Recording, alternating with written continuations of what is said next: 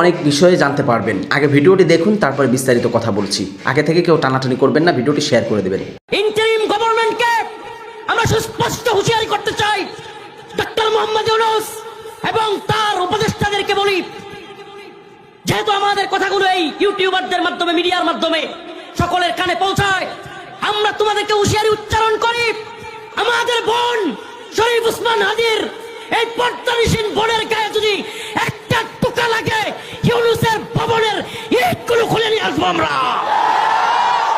সাবধান করে দেই, আমাদের পর্দানিসীন বোন কিংবা ফিরনাস শহীদ শরীফ উসমান হাদির ছেলে যদি আহত হয়, তোমাদের একটা অস্তিত্ব বাংলাদেশে থাকবে না।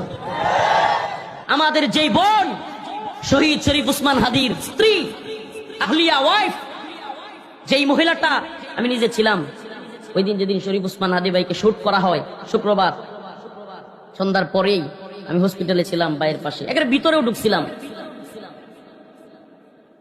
এই শহীদ শরীফ উসমান হাদি ভাইয়ের ভাই ভিতরে আসছে, ওনার আত্মীয় স্বজন আসছে, কিন্তু দেখেন শহীদ শরীফ উসমান হাদির স্ত্রী কতটা পর্দানিসীন। সুবহানাল্লাহ, জেনারেল শিক্ষিত একটা যুবক, কিন্তু তার স্ত্রী এতটাই পর্দাশীল যে তার স্বামী ভিড়ের মধ্যে, বিশাল মানুষ, এখানে উনি আসেন নাই, দোয়া করেছেন, ঘর থেকে খবর রেখেছেন।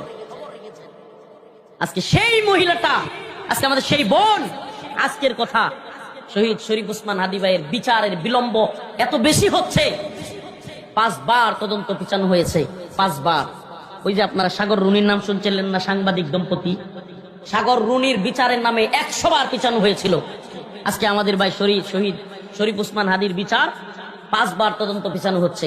আজকে না পেরে বাধ্য হয়ে সেই পর্দানিসীন মহিলা, আমাদের সেই বোন শহীদ শরীফ উসমান হাদি ভাইয়ের স্ত্রী আজকে সামনে রাস্তায় আসতে বাধ্য হয়েছে। চিন্তা করেন একবার, এটা আমাদের জন্য লজ্জা, এটাই জাতির জন্য লজ্জার।